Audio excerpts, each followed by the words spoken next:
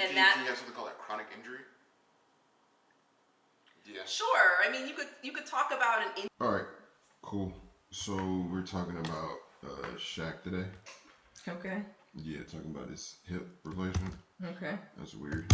It's not weird. It is kind of weird though that he has like he needs hip replacement. He's like Shaq is how old? He's 51. Let's see. 51. Shaq hip. That's not really that old if you think about him being a professional athlete and using his body the way he's been using it to the extreme for how long was he in the league? I don't know, for 15 years? 50 years. So Shaq hip confirmed at hospital. So do you know what's going on with this?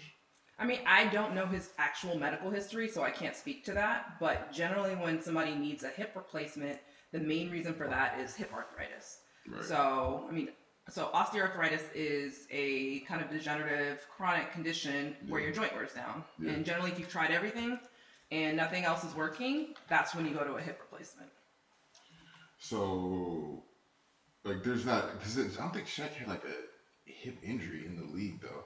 I don't think he had a hip injury. So is this like old age, or is it because like he's just a big guy? I mean, again, I don't know his medical history and I don't want to speculate, but if you're asking me to use my kind of medical experience to kind of put the pieces together, there's probably three things that I'll speak to. The fact that Shaq is 51, so he's, a little bit older. Mm-hmm. 2, he was a professional athlete. So there actually is a study that came out in one of the sports medicine journals that looked at the fact that if you look at most athletes, college athletes, maybe 50% of them have something called a labral tear, which is a specialized cartilage that sits in your hip joint. Yeah. So if some of the soft tissue in the hip gets torn, that can increase your risk for arthritis. So I don't know if he actually had a labral tear during his career, but a lot of that wear and tear that he probably put on his hip during his basketball career could have led to the wearing down of a labrum or a labral tear, whether it was diagnosed or not. And then lastly, Shaq is kind of a big guy. I don't know what you're talking about. Something like the hip. Hip. Okay, do you know where your hip is? Okay, ball, socket? Yeah, we know what ball is, but look, we gotta look at the probably actual thing. Okay. Probably help me and people who are probably watching right now. Okay, so where are we at? Which one's a good one here? I mean, pick any of them. So your hip joint is one of the largest joints in your body. Cool. Let me see. And it's where your pelvis, which is like, the big portion of your core. Where you said something about a tear. What would tear? So this picture doesn't show it, but it would be a labral tear. So the labrum is specialized soft tissue that sits in between the ball and the socket. Labrum, tear. Hip. Yep. Images. Okay. Yeah, the images aren't that great, but essentially it is kind of a 3D structure that sits in between your femoral head, which is part of your thigh bone, and your socket, or the acetabulum, which is your part of your pelvis. So, ball socket. So this is like it's like a special rim of like cartilage. And so it's there to provide more cushion, more shock absorption. It also deepens the hip joint so that there's more stability in your hip. So we have a labrum in our shoulder and our hip. So it's like that thing, it's like anything that's kind of like connected to a socket has like a labrum. Some of the larger joints have a labrum. So like your shoulder, your hips. Yes. But not your knees. No, but the specialized cartilage in the knees, we call that the meniscus. So it just kind of depends. The thing is the shoulder and the hip have more kind of range of motion. We call this circumduction, where you can rotate. The knee is more like a hinge joint, so it just kind of goes up and down. Or flexes and extends. Yeah, flexes and extends. That's crazy. Does that make sense now? Yeah, it makes sense. So, like, when you have, like, hip replacement surgery, what are they replacing? Hip replacement surgery. So they're essentially putting special kind of caps at the end of each of those bones, so that you no longer require the actual kind of. Okay, so essentially what it is it gets to the point where you have bone-on-bone arthritis, which means the cartilage, the soft tissue that helps to cushion your joint is no longer there. So in order to recreate that, they put a special kind of implant in the joint space, but then they also need to put specialized kind of implants on either side of the space. So that's crazy. But don't say that. sorry. So they drill into your thigh bone. It's in the bone, bro. So whoa. So it's like Google Images that's is wild. correct. So basically, it's like the G.I. Joe hip, bro. No. Yes, it is. It's like the Barbie hip. Hip. No, this is exactly what they're doing. So no, seriously. Yeah, I can't do it. Oh wait, I have actually. Can I use this? Yeah, you can use that. But I remember you had like G.I. Joe. So this is your hip. No. See, this is the ball and the socket. So you essentially, put it to show the camera. It's probably okay. So I'm showing you. Okay. Okay, so ball and socket. This is exactly what they're replacing. So if you go on Google Images, you can see that essentially they're putting an implant down into the femur or your thigh bone, and then they kind of replace the ball with the implant, and then there's a special spacer in between that helps. So this is the ball. What's this ball called? That's your femoral head. Femoral head. Okay, cool. So they literally plop it in like a prosthetic one. Yeah. And it's like, what is like the lube around it like? So it's actually, there's a little cup here that's made out of plastic. So this is the socket, and then there's a little cup here, and then you have this they call it a femoral stem that gets essentially plopped down into the femur. So they drill. So I guess my question for you is that, I mean, you're not necessarily a surgeon, but how? Definitely not. But how does it work in the sense of they're not taking your leg off?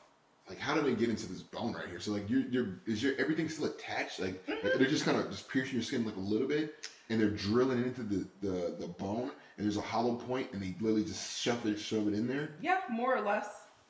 Oh God. It seems so violent, though. So I've been in the OR many a times with the surgeons, and it's pretty violent. It's kind of like a little bit of construction going on. Like there's hammers and mallets and drills and cement is flying. Like it's pretty. Yeah, it's pretty traumatic. Yeah. So, but if you're looking at this is not symmetrical anymore. So if you look at this, the natural and this one here, is the person's gait going to be different now? It may be a little different, but the surgeons know how to measure leg length so that they make the prosthetic in a way that doesn't significantly change the length of your leg so that your gait isn't that off. They know all those things. They factor that in before the surgery so that you don't come out with the leg with the prostheses significantly shorter or longer than your other leg. Yeah. So with an injury like this, like how long? It's not really an injury. I mean, I think after the surgery. It's an injury, darling, if it's a tear. If it's a tear. No. I didn't say he had a tear. I said he may have had a labral tear, but I can't assume that. He most likely has arthritis, but I can't assume that. Yeah, but we're not going to assume that. But what I'm just saying is that for you to have a hip replacement, there was some type of injury. There's some type of malfunction there. You cannot call it an injury. You could say that he likely had a chronic process in his hip that led to the wearing down of his joint. Can you have something called a chronic injury? Yeah. Sure. I mean, you could talk about an injury that never healed and led to downstream effects, but okay. It's semantics. Exactly. I think that's my whole point. No. Okay. Again, what I'm saying is he most likely had a chronic condition, possibly that got triggered by an earlier injury. Yeah. Most likely he had arthritis, but again, I cannot assume. Yeah. But one of the most common reason for hip replacement surgery is a patient that has arthritis. Yeah. And so hopefully he's recovering speedily and well. Most patients do recover pretty quickly. After he posted this photo from a hospital bed on social media, people were just going wild in the comments. He teased that he had a BBL, a Brazilian butt lift, then explained it was his hip that needed to be replaced. He's also in a weight loss mode. He jokes he's aiming for the Mark Wahlberg look. Leave it to Shaq to make life. So, but even your weight can affect your hip too, as far as it can cause some type of degrading. Yeah, that's a big guy. Yeah, I mean, so every time you take a step, your hip, your knees, your ankles have to take on that stress. They have to have a way to absorb the shock, and your joints are taking on that stress. So yeah, Shaq is a big guy. We do know that if you are a bit bigger, obese, or large, that does put more stress on your joints. Generally, for every extra pound of weight over quote unquote normal weight, that's like 3 to 5 extra pounds on your knees, your hip, possibly your ankles. So You see that right it's a lot of stress. 7'4" four-time NBA champ developed osteoarthritis in his right big toe following years of running. So yeah, if he's got OA or arthritis in his big toe, who's to say he doesn't have arthritis in a lot of his other weight-bearing joints? So that would be his hips, maybe. So actually starting his lower back, so his lower spine, his hips, his knees, his ankles, his foot, his toes. So he may be dealing with arthritis in a lot of different areas in his lower extremities. Not uncommon. Yeah. No, it makes sense though. I mean, he's a big guy, and I mean, he's pushing a lot of weight around, so it could definitely lead to some problems. Yeah, and he's been very active, so needing to utilize his joints. A lot of running, jumping, squatting, lunging, probably during his training. He's getting older, and again, who knows if he had some sort of labral injury or anything like that. So, and then there's also a genetic component. He may have a family history of arthritis, which could have possibly increased the risk for it. So, yeah, who knows? All speculation, but so that dunk right there causes osteo? no, No, not the dunk, dear. but it's the jumping up and down though. I mean, doing a lot of high impact repetitive activities is not helping, but that itself doesn't cause arthritis. There are many factors that go into Yeah, developing but arthritis. are there more things that make you more prone to kind of having this type of arthritis in the hip? Is there like certain sports that you should watch out for? There's just kind of lifestyle, genetics. I mean, I'm pretty sure it's Yeah, all those I'm pretty things. sure it's multivariate. But is there like more sports that are probably more prone to this type of injury or more susceptible to this type of injury? Or no. I mean, yeah. I mean, you can think about like a soccer player who's constantly lifting their leg. That could potentially lead to labral tears, which could increase the risk later in life for hip arthritis. Yeah. Hockey players are constantly pushing off. What about football players when you get hit in the hip? Maybe. I mean, sometimes it's not about getting hit in the hip. just It's the the usage. constant cutting and pivoting that could tear your labrum, again, that special cartilage that sits between the ball and socket, and that could lead to later arthritis. So, You got it. yeah. No, with I guess when you get that knee replacement, I guess when you get the hip replacement, you're never going to be back to normal. And what I mean by that is that you're going to feel a little bit different. You may feel different. I mean, it's not your natural hip, but I think what we're talking about here is how do we get back some semblance of quality of life that's normal? Think about somebody requiring a joint replacement means they're having a lot of daily pain, a lot of stiffness, dysfunction that's affecting their quality of life. And we're not talking about going out to like run a marathon. We're talking about little things like getting it out of the car, getting it out of bed, like walking around to live your life. Generally, when somebody is considering a joint replacement, that's because they're having issues with their everyday activities. So if you can get something replaced that allows for you to do those daily activities and possibly some lower impact exercise without the pain, the stiffness, the dysfunction, yeah, it may feel a little different, but being in chronic pain is really challenging. So, risks and benefits. But I think it's worth it if you're really having challenges with your quality of life because of joint problems. Yeah, no, that makes sense. So I guess hip exercises, what would he have to do does he have to do like physical therapy after this? Or Yeah, is he so good to he's go? definitely going to do physical therapy. So there's actually something called prehab where you can do pre-rehab before going into surgery.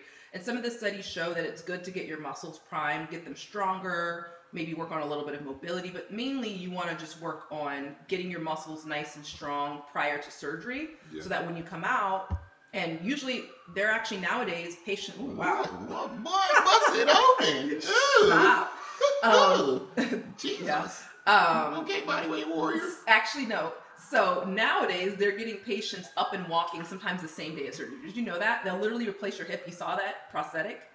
And they're actually getting you up within like hours after your surgery. Freakish. So some patients are starting to walk within hours. You don't even sometimes stay in the hospital overnight. The studies show that you can do better with your outcomes getting discharged from the hospital within, like, not even staying overnight in the hospital, which is crazy. So keep it moving. Keep it moving, yes. Yeah. Which is good. I mean, they're going to help to control your pain, but who likes to stay in a hospital anyways? Like, you probably feel better going home, being in your own bed, you know, just getting back to your normal life, even though things are not going to be normal for the, you know, upcoming couple of weeks. But what was the question? I don't know. He just busted over. I got lost for a second. But Wait, we were talking about hip exercises. Yeah. So we talked about prehab, getting you walking, and then usually a physical therapist is going to start working with you maybe even before you go home, just to show you some gentle exercises to get those muscles firing again. Yeah. And then when you're home, they might send like a home physical therapist, or you get going in an outpatient clinic physical therapy setting, and you'll do about 6 to 8 weeks of therapy to get your pain down, get those muscles firing, get you moving, get things mobile again. There's gonna be a lot of inflammation though, because they really wrecked your whole like. It's not really wrecking your body. The incisions are much smaller. They did. There is inflammation, and so you can take anti-inflammatories. They drilled a hole in your bone. Yes, they did, but it's really not as bad as you think. Actually, I think hip replacements are a little bit more comfortable than knee replacements, if I'm saying that accurately. But yeah, it's a part of life. Who knows? Maybe you or I may need a knee replacement at some point, or sorry, hip replacement at some point in our life. Who knows? No, I'm gonna do these exercises right here, like what was his name? The warrior, the hip warrior. You gonna do that? I'm not sure about that, but does this help with arthritis, or is it just too late by that point in time? Or like, does this? I guess can this be something to prevent prophylactic? Yeah, I'm not sure what prophylactic means. Stop that. I don't. Okay, so in general, can physical therapy exercises prophylactically prevent arthritis? And I would say the answer to that is probably no. Because again, the things that I mentioned before, increasing age, increased stress on the joint, aka obesity, prior injuries, family history and genetics, physical therapy is not going to change those factors. So shit happens. Sure, but I mean, we all have our own bodies and our bodies have limitations, but the goal is to potentially, if you know you have arthritis, is to possibly slow down the progress of that arthritis continuing to progress, and also help manage the pain, dysfunction, stiffness that's associated with arthritis. So that's when physical therapy can play a role. It also empowers the patient. I mean, it gives you something that you can do at home every day or every other day, or, you know, a couple times a week, to work on targeting the area, making sure all the muscles around the joint are nice and strong, trying to work on your flexibility, which there may be limitations to that. So strengthening the muscles around a joint will help? Yeah, definitely. Okay. Imagine you have really weak muscles around a joint that's already failing. It's going to be even worse. Oh, because basically your muscles provide support. Yes, stability, support. It reduces stress off of the joint. It can take stress off the joint if the muscles that are supposed to... Because if your muscles can't compensate, it'll go to the joint, I'm assuming. No, I would just say that, think about your car. Yeah. If you have a bum tire, you want to make sure that at least the engine's running well. Yeah. Or, I don't know, I'm not a mechanic. I don't even know anything about cars. But, I don't know, think about something going wrong with your car. Mm-hmm. You need to make sure that all the other things that you can control on the car are as optimally fixed as possible. Yeah. So that's kind of how I think about it. Everything's connected. So try to work on the things you can control, which is you can get your muscles stronger. You can make sure you're activating the appropriate muscles, even though you may not be able to regrow the cartilage back in your hip. So maybe we should probably do like these. This is pre-surgical, but I'm assuming this will be helpful. Didn't we say that there is no prophylactic exercises that you can do to prevent arthritis? Yeah, that's a good point. So. Well, I mean, maybe. I don't think that. Yeah. I do think that there is a role in, like. So actually, let me back that up. There is a role in staying active and, you know, mixing it up, kind of higher impact exercises to get your bones nice and strong, prevent osteopenia, osteoporosis. And then exercises to just make sure that you're supporting all those muscles. Yeah. So again, I'll backtrack. There is a role in exercise to. Yeah. That's your triceps, bro.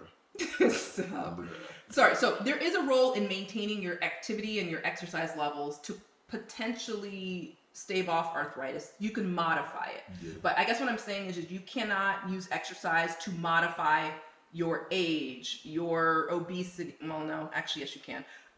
your family history, but you can use exercise to change, to modify the things, to modify kind of arthritis. I don't know. Yeah. No, makes sense. So that's cool. So I guess the last question is, what's up with the anterior versus the posterior? What's the difference between the hip? Again, I'm not a surgeon, but anterior versus posterior. So anterior approach is kind of it's a newer approach to replacing the joint. Yeah. Classically, the orthopedic surgeons would go through all the musculature of the buttocks, which cutting through a lot of that musculature can be a little like stressful to the area. So now the surgeons can make a smaller incision on the front of the hip, Yeah. and the recovery time is much faster, Yeah. and sometimes pain can be improved. The only thing about anterior approach is that it may only be, you have to kind of meet certain criteria to be eligible for that sort of approach. So again, I'm not a surgeon. I would ask your surgeon if that makes the most sense for you. They can give you more information on it, but the anterior approach is a newer approach that is becoming more acceptable and also more optimal for certain patients. Got it. All right. So I guess we'll wrap this up. So what do you want to tell people that with hip issues, just in the sense of, go see your own medical doctor at the end of the day. But basically, from what I'm gathering, this is going to happen through the deterioration of your body. Through It doesn't age. happen to everyone, Not through but everyone, but there's not. I think you can slow it down a tad bit, but this is not necessarily, I would say, I would just say fixable. this. No, okay. Right. I mean, say this. I mean, think about Shaq. Is a former professional athlete. Yeah. And has access to the best doctors, the best medical care, the best kind of scientific evidence in the world. Yeah. And he developed arthritis, and that didn't stop him from needing a joint replacement. I think even Rick Fox, I think I saw that he commented on his Instagram or whatever saying that he may need a hip replacement too. I may be wrong, but I thought I read that. So you're talking about... Don't worry, we have Google. You're talking about these... The Twitter? No, just put Rick Fox, Shaq, hip replacement. I'm pretty sure I saw on one of the articles that he was like, I'm getting mine too. Big dog or something he said. Showing his butt to former... Well, I'm not really sure. No, I think he commented on it. Or just put Rick Fox comment. But anyways... Fox News, I'm not sure if you really trust this one. Oh, stop it. Control... That's Ricky. Rick. Yeah, just hit place along with the edited video I'm showing. No, so anyways, Don't wanna if see these former Yeah, NBA champions, all-stars are dealing with kind of chronic hip pain, needing to get a replacement, this is just a part of life. It's part of the aging process. Unfortunately, in medicine, we currently don't have any technology to regrow cartilage, maintain native joints. Yeah. Sometimes a replacement is part of the process of aging and living. Yeah. But the good thing is that a lot of these surgeries, while being elective, are relatively safe for the right type of patient. Yeah. The downsides are getting, better improved. So I would say, stay active, stay as healthy as possible, stay at a weight that's healthiest for your body. Mm-hmm. You may want to mix it up with both kind of higher impact and lower impact exercise to optimize health to your joint and optimize kind of bone health. But definitely, if you have questions about, your risk factors, you may want to talk to your doctor. You could start off with getting a set of x-rays to kind of look at the basic kind of anatomy and health of your joint. Mm-hmm. But, it's just a part of life, and there are technologies out in medicine to help. And you guys are getting better. You guys are getting better. And you guys are getting better. Yeah, and that's I totally agree. Well, I appreciate you stopping by and letting me know what's going on with this. Stopping by, I live here, but okay.